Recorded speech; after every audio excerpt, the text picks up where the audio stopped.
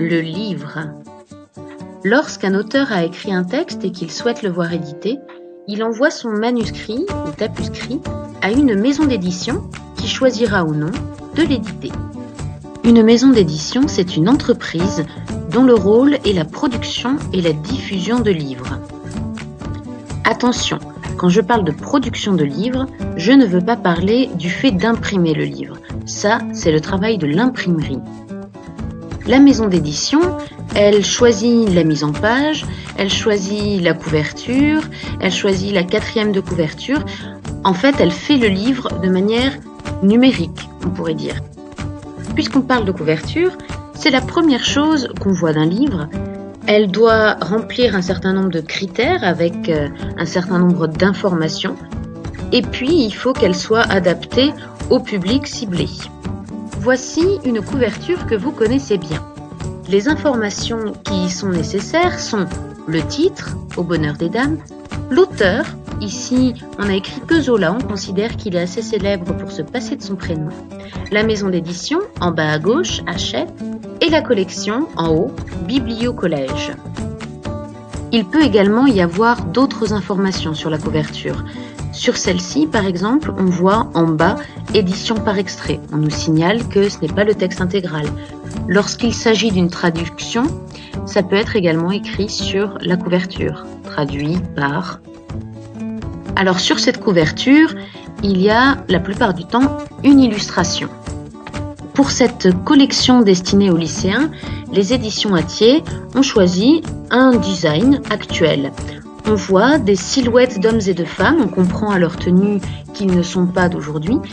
Et puis, en arrière-plan coloré et puis en premier plan noir et blanc, un code barre nous laissant penser qu'il y aura une histoire de marchandage, de magasin, de commerce. Cette même maison d'édition, dans la version pour les collégiens, propose une image plus simple, avec une jeune femme qui se reflète dans un miroir et qui se trouve visiblement dans un magasin de modistes, c'est-à-dire un magasin qui vend des chapeaux.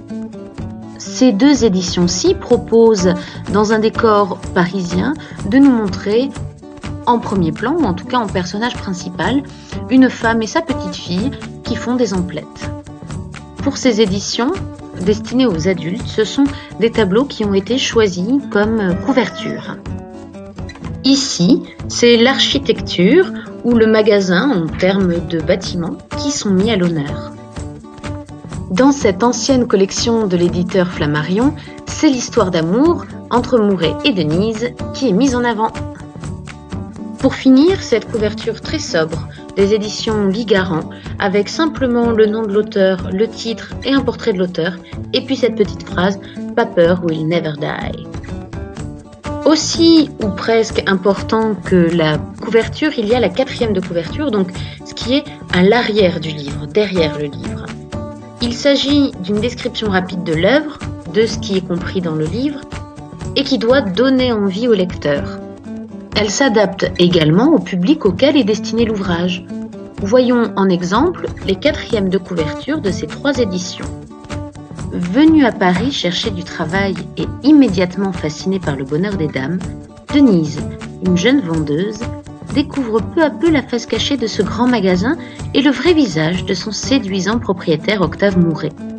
Un roman d'amour, un document sur la naissance des grands magasins et une œuvre engagée dans une version abrégée, accessible aux élèves de 4e.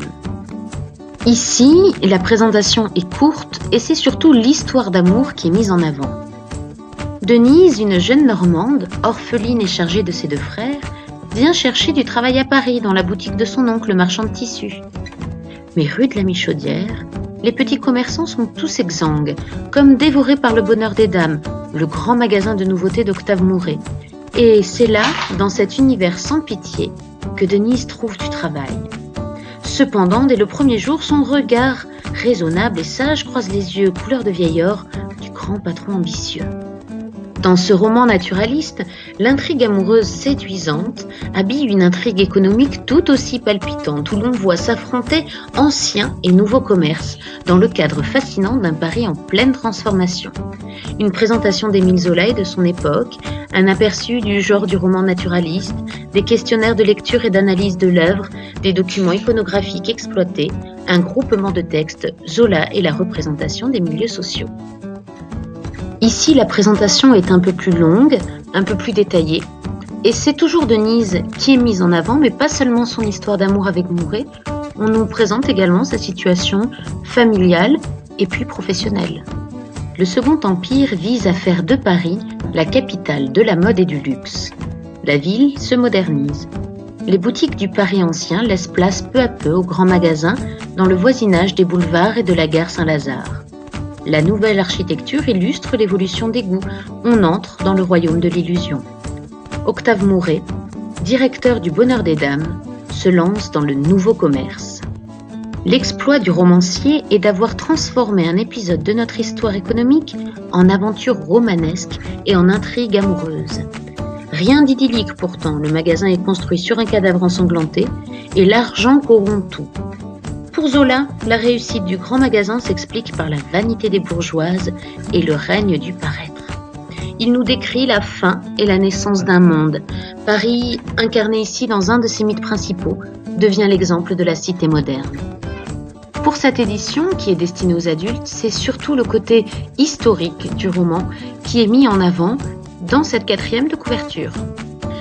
Vous comprenez maintenant en quoi la couverture et la 4e de couverture sont des éléments importants de l'objet livre et en quoi ils peuvent être différents selon le public auquel on s'adresse et selon l'éditeur.